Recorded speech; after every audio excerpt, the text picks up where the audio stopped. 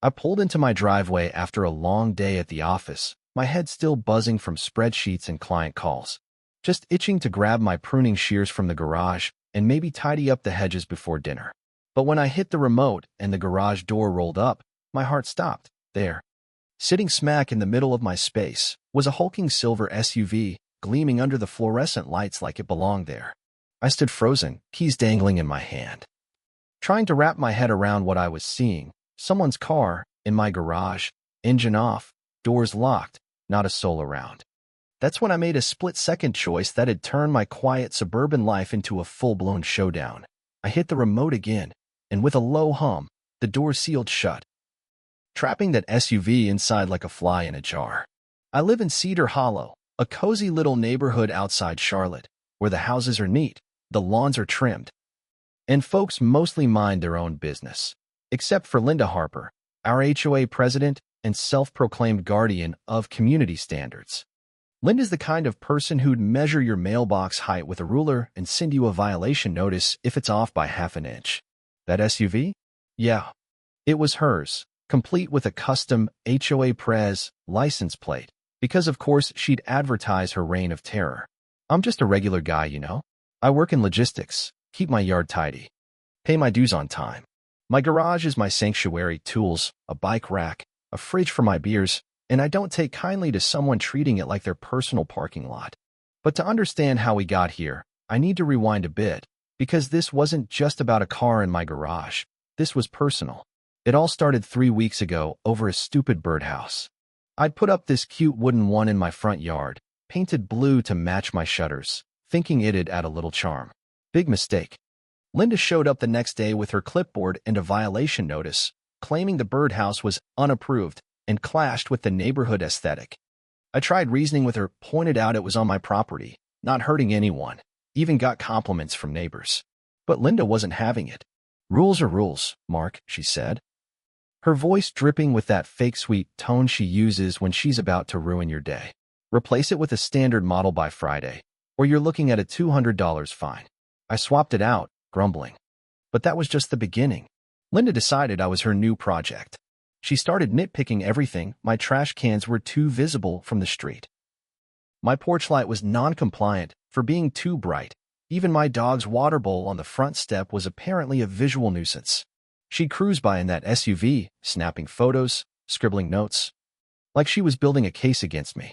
I'm not proud to admit it, but I started dreading checking my mailbox, knowing another one of her pastel-colored violation slips would be waiting. Neighbors warned me Linda had a reputation.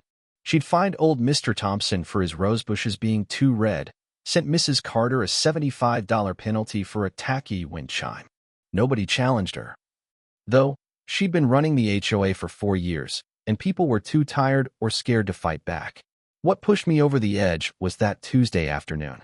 I was in my backyard, messing with some tomato plants, when I heard a car door slam. I peeked through the kitchen window and saw Linda strutting up my driveway, clipboard in hand, measuring tape swinging from her belt like a gunslinger's holster. My garage door was open. I'd been airing it out after spilling some paint thinner, instead of knocking like a normal human. Linda glanced at the open garage, hopped into her SUV, and drove right in. I'm not kidding, she parked that thing dead center, got out, and started poking around like she owned the place. She snapped pictures of my toolbox, my lawnmower, even my recycling bins, muttering about improper storage practices. She opened a crate of extension cords, riffled through my camping gear, scribbled notes with this smug little smirk. I stood there, jaw on the floor, watching her treat my space like a crime scene. After about 10 minutes, she strolled out the front of the garage to inspect my front yard, measuring the gap between my azaleas, holding up grass blades to the light, flipping through her rulebook like it was the Constitution. And her SUV? Still sitting there, taking up every inch of my garage like she was moving in. She spent another half hour out front, scribbling furiously before wandering off down the street to terrorize someone else. I wasn't home when she left. I'd popped out to grab coffee, but when I got back and saw her car still there, something in me snapped. I'd been patient, played by her rules, bitten my tongue. But this was war. I didn't think twice. I hit the remote, locked her SUV in, and pulled out my phone to call 911. Hi. Yeah, Someone's parked their car inside my garage without permission, I told the dispatcher, trying to sound calmer than I felt. I've got it locked in there, and I need an officer to sort this out. While I waited, I checked my security cameras. Thank God I'd installed them after a package theft last year. The footage was crystal clear. Linda driving in at 3:12 p.m., snooping around, leaving her car like it was no big deal. I saved the clips, feeling a mix of rage and, honestly, a little glee. She'd finally messed up, and I had her dead to rights. About 15 minutes later, Linda came marching back up my driveway, her face all pinched and righteous. Like she'd just caught me keying her car. She saw the garage door closed and started pounding on it, yelling, "Mark, open this door right now. You're in violation of community standards." I stepped out my front door, arms crossed, and she laid into me, said my mulch was non-regulation, threatened a $600 fine for obstructing HOA duties, and demanded I open the garage so she could retrieve her property. Her voice was like nails on a chalkboard, getting louder with every word, her clipboard waving like a battle flag. As HOA president, I have the authority to inspect any property for compliance, she snapped. You're interfering with official business. I took a deep breath, kept my cool, and said, Linda, when exactly did I say you could park in my garage?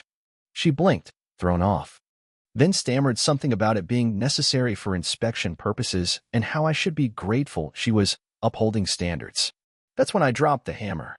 I've got security footage of you driving in without permission, poking through my stuff, and leaving your car here, I said, holding up my phone.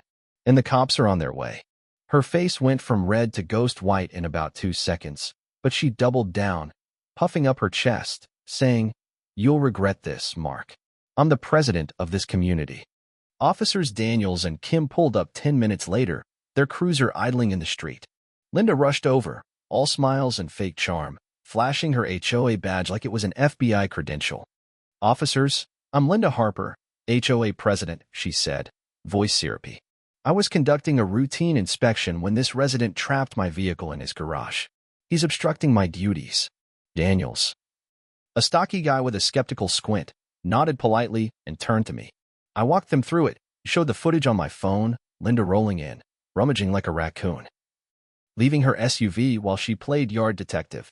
The timestamp showed she'd been on my property for over an hour, no permission, no nothing. Daniels asked Linda point blank, Did you have permission to enter his garage? She hemmed and hawed, finally admitting, Well, no, but as HOA president, I have the right to ensure compliance. Kim, a younger officer with a no BS vibe, cut in. Ma'am, HOA rules don't override property law. You can't enter someone's home without consent. That's trespassing, maybe even unlawful entry. Linda's composure cracked, her voice spiking. This is about community standards, she yelled. Property rights don't trump the greater good. I almost laughed. She sounded like a cartoon villain, clutching her clipboard like it'd save her. Then she made her fatal mistake. She got in Daniel's face, jabbing a finger at his chest, screaming, You don't understand HOA law. I'll have your badge for this. Open that garage, or I'll sue everyone here. Kim stepped in, voice sharp. Ma'am, back up and calm down, now. But Linda was gone, red-faced, shrieking about emergency meetings and daily fines. Daniels had enough. He pulled out his cuffs and said, Linda Harper, you're under arrest for trespassing, harassment, and unauthorized use of private property. The cuffs clicked, and Linda went silent, her mouth hanging open like she'd been slapped. She mumbled, This can't be happening, as they led her to the cruiser, still gripping her precious clipboard. The neighbors were watching now, curtains twitching, phones out, a few folks even stepping onto their porches. Mrs. Carter, the wind chime lady, gave me a thumbs up from across the street. Linda's arrest hit the local news that night, complete with footage of her being loaded into the cruiser, her badge glinting pathetically. The HOA board called an emergency meeting the next day and booted her faster than you can say violation notice. Her mugshot ran in the paper alongside a story about HOA overreach. And suddenly, Linda Harper was the face of everything wrong with nosy neighbors. At her hearing a month later, I sat in the courtroom, watching her stand before Judge Ellis, a stern woman with zero patience for nonsense. The prosecutor played my security footage, laid out the charges: trespassing, harassment, unauthorized use. Linda's lawyer tried arguing she was acting in good faith for the community, but Judge Ellis wasn't buying it. She hit Linda with 6 months probation, 250 hours of community service, and $2,000 in fines and court costs. Linda stood there, head bowed, her usual swagger gone.